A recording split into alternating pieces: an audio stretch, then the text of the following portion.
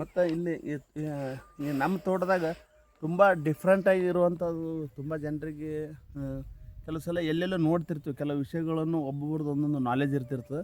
ಅವೆಲ್ಲನೂ ಒಂದು ರೈತ ಅನ್ನೋದು ಪ್ರತಿಯೊಂದು ಎಲ್ಲ ಕಡೆ ಟ್ರೈನಿಂಗ್ ಹೋಗಿ ಎಲ್ಲ ಕೆಲವೊಂದೆಲ್ಲ ಮಾರ್ಗದರ್ಶನ ಕೃಷಿ ಇಲಾಖೆ ಇರ್ಬೋದು, ಕೃಷಿ ವಿಜ್ಞಾನ ಕೇಂದ್ರ ಇರ್ಬೋದು, ಪ್ರಗತಿಪರ ರೈತರು ಇರ್ಬೋದು, ಮಾದರಿ ರೈತರು ಇರ್ಬೋದು, ಅಥವಾ ಮಹಾತ್ಮರು ಸಂತರು ಇರ್ಬೋದು, ಅಥವಾ ನಮ್ಮ ಮನೆಯೊಳಗೆ ಹಿರಿಯ ಪೂರ್ವಜರು ಇರ್ಬೋದು.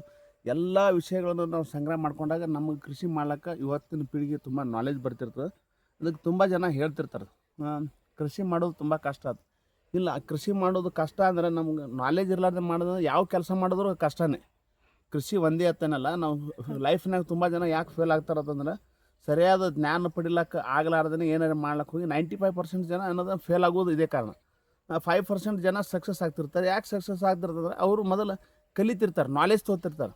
ಈಗ ನೋಡಿರಿ, ಒಬ್ಬರು ವ್ಯಾಪಾರಿ ಮಕ್ಕಳು, ಒಬ್ಬ ಮರಾಠಿ ಮಕ್ಕಳು ಅನ್ನೋದು ಅವ್ರು ಚೆನ್ನಾಗಿ ಅವ್ರ ಶಿಕ್ಷಣ ಜಾಸ್ತಿ ಇರೋಂಗಿಲ್ಲ. ಶಿಕ್ಷಣ ಅವ್ರು ಏನು ಮಾಡ್ತಾರೆ ಅಂದರೆ ಅವರು ಪ್ರಾಕ್ಟಿಕಲಾಗಿ ಅನ್ನೋದು ಮಕ್ಕಳನ್ನ ಬಿಸ್ನೆಸ್ ಮಾಡೋದು ಕಲಿಸ್ತಿರ್ತಾರೆ. ಅವ್ರಿಗೆ ಎಷ್ಟು ಶಿಕ್ಷಣ ಬೇಕಂದ್ರೆ ಓದ್ಲಕ್ಕ ಬರ್ಲಕ್ಕ ಎಷ್ಟು ಬೇಕು ಅಷ್ಟು ಶಿಕ್ಷಣ ಕೊಟ್ಟಿರ್ತಾರೆ. ಅವ್ರು ಬಿಸ್ನೆಸ್ಗಾಗಿ ಕಲಿಸ್ತಿರ್ತಾರೆ. ಯಾವುದೇ ಮರಾಠಿ ಮಕ್ಕಳು ಯಾವತ್ತೂ ಫೇಲ್ ಆಗಂಗಿಲ್ಲ, ಅವರು ಸಕ್ಸಸ್ಫುಲ್ ಆಗಿರ್ತಿರ್ತಾರೆ. ಹಂಗೆ ಅಲ್ಲಿ ಏನು ಅರ್ಥ ಆಗ್ತಿರ್ತದೆ, ನಾವು ಕೃಷಿ ಒಳಗೂ ನಾವು ಅದೇ ರೀತಿ ಇದನ್ನು ಮಾಡ್ಬೇಕು ಅಂದ್ರೆ ಪ್ರತಿಯೊಬ್ಬರು ಎಲ್ಲ ನಾವು ಇದ್ರ ಬಗ್ಗೆ ಕಲಿಬೇಕಾಗ್ತಿರ್ತದೆ. ಕಲಿಯೋದ್ರಾಗೂ ವ್ಯತ್ಯಾಸ ಕೆಲವು ಸಲ ಆಗ್ತಿರ್ತವೆ. ಅದು ಫೇಲ್ ಆಗಲಾರ್ದಂಗೆ ನಾವು ಹಿರಿಯರ ಜೋಡಿ, ಗುರು ಇಲ್ಲ ಮಠ ಇಲ್ಲ, ಹಿರಿಯರಿಲ್ಲ ಮನೆ ಇಲ್ಲ ಅಂತ ಹೇಳ್ತಿರ್ತಾರಲ್ಲ, ಅದು ತುಂಬ ಇಂಪಾರ್ಟೆನ್ಸ್ ಲೈಫ್ನಾಗ. ಅದಕ್ಕೆ ನಮಗೆ ಯಾವುದೇ ಅನ್ನೋದು ಇಲ್ಲಿ ಈ ಗಿಡದ್ದು ಪ್ರತಿಯೊಂದು ಎಲ್ಲ ನೀವು ಇಲ್ಲಿ ಏನು ನಾವು ಇದನ್ನು ನೋಡಬೇಕು ಅಂದ್ರೆ, ನಾವು ಬರೀ ಗೊಬ್ಬರ ಒಂದೇ ಸಾಕಾಯ್ತಾ? ಇಲ್ಲ, ಗೊಬ್ಬರ ಜೊತೆ ಕೆಲವೊಂದೆಲ್ಲ ನಮಗೆ ಗಿಡಗಳ ಜೊತೆ ನಾವು ಮಾತಾಡ್ಬೇಕು, ಭೂಮಿ ಜೊತೆ ನಾವು ಮಾತಾಡ್ಬೇಕು. ಅಂದರೆ ಯಾವ ಬೆಳೆಗೆ ಯಾವ ನೀರು, ಯಾವ ರೋಗ, ಯಾವ ಔಷಧ, ಅದಕ್ಕೆ ಹಸಿವು ಆಗ್ಯದನಿಲ್ಲೋ ನಾವು ಅದನ್ನು ನಮ್ಗೆ ಹೇಳ್ತಿರ್ತದೆ ಪ್ರತಿದಿನ. ನಾವು ಅದ್ರ ಜೋಡಿ ಸಂಬಂಧ ಬೆಳೆಸ್ಕೊಂಡೇವೆ ಅಂದ್ರೆ, ನಾವು ಎದ್ರ ಜೋಡಿ ಸಂಬಂಧ ಬೆಳೆಸ್ಕೊಂಡಿರ್ತೀವಿ ಅವೆಲ್ಲ ನಮ್ಮ ಜೋಡಿ ಮಾತಾಡ್ತಿರ್ತವೆ. ಹಂಗೆ ನಾವು ಭೂಮಿ ಜೊತೆ ನಮ್ಮ ಸಂಬಂಧ ಇರ್ಬೋದು, ಗಿಡಗಳ ಜೊತೆ ನಮ್ಮ ಸಂಬಂಧ ಇರ್ಬೋದು, ಹಣ್ಣಿನ ಜೊತೆ ಇರ್ಬೋದು, ನಮ್ಮಲ್ಲಿರುವಂಥ ಪಶು ಪಕ್ಷಿ ಪ್ರಾಣಿ ಜೊತೆ ಇರ್ಬೋದು, ಆಕಳುಗಳು ಇರ್ಬೋದು. ನಾವು ಯಾವ ರೀತಿ ರಿಲೇಷನ್ಸ್ ತುಂಬ ಇಂಪಾರ್ಟೆಂಟ್ ಲೈಫ್ನ. ಆ ರಿಲೇಷನ್, ಆ ಭಾವನೆ, ಪ್ರಪಂಚ ಇರೋದೇ ಭಾವನೆಗಳ ಮೇಲೆ. ಹಾಗೇ ಇವಾಗ ನಾವು ತುಂಬ ಚೆನ್ನಾಗಿ ಅನ್ನೋದು ಇದ್ರ ಬಗ್ಗೆ, ಈ ಗಿಡದ ಬಗ್ಗೆ ಹೇಳ್ಬೇಕಂದ್ರೆ ತುಂಬ ಜನ ಎಲ್ಲ ಹೇಳ್ತಿರ್ತಾರೆ, ಯಾವುದೇ ಗಿಡದ್ದು ನೀರು ಗಿಡ ಬಾಯಿಲೆ ಕುಡಿಲಕ್ಕೆ ಬರೋಂಗಿಲ್ಲ. ಅದಕ್ಕೆ ಅಲ್ಲಿ ಬಾಷ್ಪೀಭವನ ಇರ್ತದೆ. ಅಂದ್ರೆ ಅಲ್ಲಿ ಹವೆ ಮುಖಾಂತರ ನೀರು ಜಾಗ್ತಿರ್ತದೆ. ಅದು ತುಂಬ ಜನರಿಗೆ ಗೊತ್ತಿರೋಂಗಿಲ್ಲ. ಅದಕ್ಕೆ ಭೂಮಿ ಒಳಗೆ ಅನ್ನೋದು ಯಾವಾಗಲೂ ಸಾವಯವ ಇರ್ಬೇಕಂತ ಹೇಳ್ತಿರ್ತಾರೆ. ಅದಕ್ಕೆ ಯಾವುದೇ ಬೆಳಿಬೇಕಂದ್ರೆ, ಈಗ ಉದಾಹರಣೆ ಇದು ನಿಂಬೆ ಗಿಡ ಅದಲ್ಲ, ಇದ್ರ ತುದಿ ಎಲ್ಲಿರ್ತವಲ್ಲ ಅಲ್ಲಿ ಕೆಲಸ ಮಾಡ್ತಿರ್ತದೆ. ಇದು ನಾವು ಪಾಳೇಕರ್ ಪದ್ಧತಿ ಒಳಗಿರ್ಬೋದು, ಅಥವಾ ವಿಜ್ಞಾನ ಡಾಕ್ಟರ್ಸ್ ಇರ್ಬೋದು, ಹೀಗೆಲ್ಲ ಹೇಳ್ತಿರ್ತಾರೆ. ಆದ್ರೆ ತುಂಬ ಜನ ನಾವೆಲ್ಲ ಏನು ಮಾಡ್ತೀವಿ, ನೀರು ಇದಕ್ಕೆ ಬಡ್ಡಿಗೆ ಹಾಕ್ತಿರ್ತೀವಿ ಎಲ್ಲರೂ. ಅದು ಬಡ್ಡಿಗೆ ಹಾಕಿದ್ರೆ ಕಾಲಿಗೆ ಹಾಕದಂಗೆ ಆ್ಯಕ್ಚುಲಿ ತುಂಬ ಜನ ರೈತರೆಲ್ಲ ಏನು ಮಾಡ್ತಿರ್ತಾರೆ, ಅದನ್ನು ಮಡಿ ಇಲ್ಲಿ ಡಿಫ್ರೆಂಟ್ ಏನಂದ್ರೆ, ಅವರು ರೈತರು ಗೊತ್ತಿರ್ಲಾರ್ದೆ ಮಡಿ ದೋಡ್ ಮಾಡ್ಕೊತ ಬಂದಿರ್ತಾರೆ. ನಿಂಬೆ ಗಿಡದ ಎಲ್ಲ ಮಾಡಿರ್ತಾರೆ. ಅದು ಕಾಲಿಗೆರೆ ಹೋಗಲಿ ಬಾಯಿಗೆರೆ ಹೋಗಲಿ, ಯಾಕೆ ನಾವು ಹಂಗೆ ಮಾಡ್ತೀವಿ ಅನ್ನೋದು ಗೊತ್ತಿಲ್ಲ. ಆ್ಯಕ್ಚುಲಿ ನೀರು ನಿಂಬೆ ಗಿಡಕ್ಕೆ ಅಷ್ಟು ಅವಶ್ಯಕತೆ ಇಲ್ಲ, ಹಂಗೆ ಮಡಿ ತುಂಬಿ ನೀರು ಬಿಡುವಷ್ಟು ಅವಶ್ಯಕತೆ ಇಲ್ಲ. ಅದಕ್ಕೆ ನಾವು ಇದನ್ನು ಪ್ರಾಕ್ಟಿಕಲಾಗಿ ಪ್ರಯೋಗ ಮಾಡಿದ್ದೀವಿ. ಇದನ್ನು ನಾವು ಏನು ಮಾಡಿದ್ದೀವಿ ಅಂದ್ರೆ, ಅಲ್ಲಿ ಎಲ್ಲ ಮಣ್ಣು ಎರೆಸಿ ಹಿಂಗೆ ಸೈಡೆಲ್ಲ ಏನದ ನಾವು ಅದಕ್ಕೆ ಕಾಲುವೆ ಮಾಡಿ ಈ ಗುಂಡಿ ಒಳಗೆ ನಾವು ನೀರು ಬಿಡುವ ಒಂದು ವ್ಯವಸ್ಥೆ ಮಾಡಿದ್ವಿ. ಅಂದ್ರೆ ಈ ನಮ್ಮ ಬೇರುಗಳೆಲ್ಲ ಏನು ಮಾಡ್ತಂದ್ರೆ ಇಲ್ಲಿ ಕೆಲಸ ಮಾಡ್ತಿರ್ತವೆ, ನೀರು ಇಲ್ಲೇ ಬಂದುಬಿಡ್ತಿರ್ತವೆ. ಅದಕ್ಕೆ ನಾವೇನದ ಪ್ರತಿಯೊಂದಕ್ಕೂ ಏನದ ಈ ರೀತಿ ಏನದ ನಾವು ಡ್ರಿಪ್ಪಿಂದು ನಳ ಮಾಡಿ, ಡ್ರಿಪ್ಪಿಂದ ಇದನ್ನು ಈ ರೀತಿ ಏನದ ನಾವು ಇಲ್ಲಿ ಇದ್ರೊಳಗೆ ಬಿಟ್ಟು ಡೈರೆಕ್ಟಾಗಿ ಬೀಳ್ತಿರ್ತವೆ.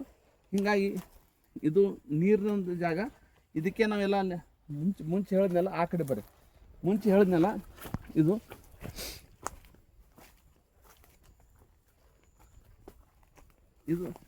ಇಲ್ಲಿ ಮಲ್ಚಿನ ಜೊತೆಗೇನೆ ಇಲ್ಲಿ ನಾವೆಲ್ಲ ಇದನ್ನು ಹಾಕಿದ್ವಿ. ಇಲ್ಲಿ ಘನ ಜೀವಾಮೃತ ಹಾಕಿದ್ವಿ. ಅಂದ್ರೆ ನಾವು ಗೊಬ್ಬರ ಬರೀ ದ್ರವ ಜೀವಾಮೃತ, ತಿಪ್ಪಿ ಗೊಬ್ಬರ, ಕೋಳಿ ಗೊಬ್ಬರ ಅಂತ ಹಂಗಲ್ಲ, ಇದು ಘನ ಜೀವಾಮೃತ.